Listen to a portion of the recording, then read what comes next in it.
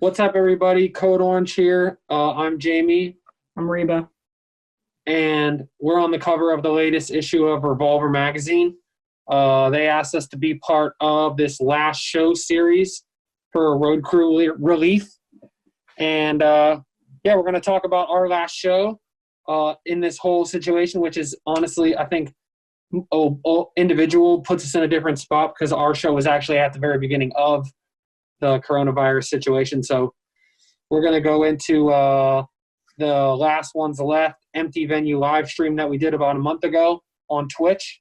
The last show we played was a empty venue live stream that was our record release show. It was supposed to be a show with us, Every Time I Die, Machine Girl, Zayo, Face Wreck, and Jesus Peace. We were looking forward to this show for about months and months, gearing up for this. It was going to be our first show with a new lineup, our first show on this record, and our first show playing in, honestly, almost, a year or something. It had been a really long time, and we were really looking forward to it. We ended up having to swerve and change direction of the whole thing at the last minute. What was your best memory from it? All right. I mean, it wasn't the easiest thing, I wouldn't say. We started super early in the day, and we just were dealing with a lot of tech stuff all day long, and we just grinded it out until 8 o'clock when the stream hit, and then we just turned it on and did the damn thing. We spent a lot of time during the day and the day before once we realized what we had to do with the live stream, and we were very new to the whole live stream thing, so we had to figure out how to get it out there. And typically when you're playing a show, it's like pretty cut and dry, sell tickets, people are there, but this is a whole different type of world to get out to, the online matrix of the world. So we worked really hard and figured out how to use, Twitch interface, which is pretty great for this type of thing, and ended up getting out to, what was it, 100,000 people or something like that? It was a lot of people. We had 13,000 watching that one time, but there was over 100,000 viewers, and it was we had done a lot of work leading up to the show that we kind of thought was going to go to waste in terms of visuals and all stage production, and all those things ended up really lending themselves to the show the most. The visuals, we ended up intersecting with the live feed, and it created a totally new I think kind of cinematic take on a live performance, especially with no crowd. And it made it something I think even more entertaining than just a regular live stream with the crowd. So it was hard to figure out in the last couple of days, but as I'm going to talk about now, we had a crew that really helped us pull it together. Reba was the one calling everyone and figuring everything out and trying to get the equipment rented. Zach from Bane works with us on guitar and numerous things. He was helping us with equipment stuff. Sonny from Hate56, which is an awesome website that does hardcore videos, live footage, came down and was instrumental in giving us the feel of our regular live show. So it wasn't just a still cam. He knows how we move. Him and the dude from Feet First Productions, another hardcore production company, helped us figure out how to make it feel like us. On top of that, we had a dude named Sam who helped us with a lot of our production design stuff and lighting design, and helped build our rigs up, which we had gone and rehearsed for at that venue actually a month prior. We had rented it out and rehearsed there. And then in Nashville, where we had to end up building a lot of it ourselves. And, a lot of the pieces that we had on stage were stuff we actually built ourselves over the past year. So a lot of things that we had been building and working on really paid off, because it really added to this visual element of something that's now going to live for a much longer time than that one show would have lived in people's minds. So it all ended up worth it in the end, and we had a great crew. Someone who was supposed to be our tour manager going forward named Daniel. We've actually had our bass player Joe being our tour manager in the past, so it was a different thing for us, but he was helping out a lot.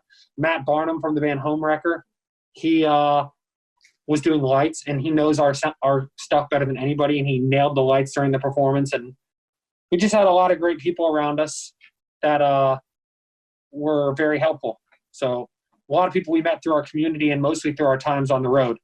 So The set list consisted mostly of songs from our new record that we had been working on. We have a new drummer. I stepped up from drums to being the front man, so we've just been focusing on playing this new record and reworking some of the old songs to fit. So it was a mix, right? Or what? Yeah, we tailored the set list pretty particularly, as we always do, to throw in some energetic older songs and get the new songs out there that we felt ready for. And obviously we had some new players in the mix, and it took a lot of extra work, but I think we pulled it off. I don't know. Is it weird or poignant looking back on it now? Does that show take on extra meaning? It ended up being one of the most important shows of our career so far. I mean, it really caught publicity in a way that we never have. We were featured on Popular Science. We were featured GQ magazine, Time magazine, amongst a number of crazy other things that would never have happened. So it really did end up being big exposure for us. I think it's because we went first of everybody, and we went first with high quality, which I'm really proud of everybody on our squad for doing, and everyone in the band for, Eric for working on those visuals for so long, and everyone for just being, there was a point where we're standing out front of our practice space, and we knew the show wasn't going to happen. We had to make a choice to figure it out. And so we all just got on the phone and we started figuring stuff out, and we didn't really sleep until the show. Like she said, we got to the show at 9 a.m. and worked all day and night up until we played right at 9 p.m. live. So I'm just proud of the quality that the show turned out to be because of everyone that helped. And it really got across, it was our first performance as a new band in a lot of ways. So it's different than just any performance. It's the only performance thus far we have done as the band that we currently are, which is me as the singer, our new drummer, whole new setup, whole new way of playing songs, all new songs. So, yeah, I don't think we'll ever forget it. And the impact of it's going to last on us a lot longer than any normal show we've ever played. So in the face of this whole thing, we've decided to kind of try to push the medium of like live streaming shows as much as we possibly can, because that's what we love to do. So on Twitch, we're doing a live stream series called You and You Alone. The first one was a live performance of visuals and electronics by Shade. Reba just came on and did an awesome, pretty much guitar clinic, but with a lot of cool new things. Some cool visual effects showing her projects, showing all her effects, talking through everything. It sounded great. It looks high quality. So we're going to keep building on that You and You Alone idea. And we have a lot of ideas coming. Shade has the quarantine tapes, which are coming out soon. The first one has kind of been out there through his performance, and we're going to release those soon, a series of tape collaborations. We're currently running our own store in which we're running all operations, so we are able to keep going. That's because we built that over the past year. Reba built that, and it involves shipping every single order. We design every single item. All aspects are done by us. So that's been really valuable to keeping us afloat right now. If we didn't have that, even if we were relying on a third-party merch store, I think we'd be pretty sunk right now. So I'm really proud of everybody in my band for pulling that together. And we have a lot of projects coming up. We have some big kind of goalpost projects that we don't want to say, but that involve the whole band that hopefully will come soon. Working on remixes for people, working on going to have a discussion on You and You Alone next about some of the lore and concepts behind the record, and some of the process of making all the art, which was done in the art for the album, which was done in a very DIY fashion, similarly to the music. So, yeah, I think I'm very proud of what we're being able to accomplish right now. I think we're going to really be able to push it, and we're not going to stop building the world around this record that we made during this situation. Were you scheduled to be playing shows right now? Yeah, so we had a headline tour that we were going to do at the end of March, and I'd pretty much just been obsessing over the details of that for the past few months. Once we finished the record, I think we realized like how hard we wanted to go with it live and how we wanted to get it across with all new kinds of production techniques, and we figured out a whole way to involve a lot of new video elements to the show and new lighting elements and new gear. And I was glad it didn't go to waste. We were able to pull this live stream thing off and do it in an even different way. But so what was the tour you were going to go on? And were you looking forward to it? Yes, I was extremely looking forward to our tour. We've been building to it for the past year. We haven't toured for real for like an entire year. We've been just working on our record nonstop every day.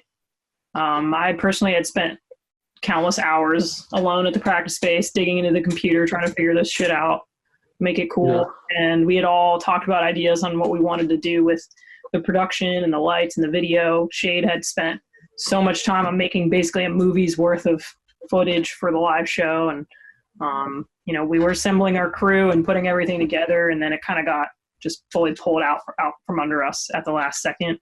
That was a bummer. We were going to play Coachella, which was a pretty big deal for our band and getting us out there into a very different world.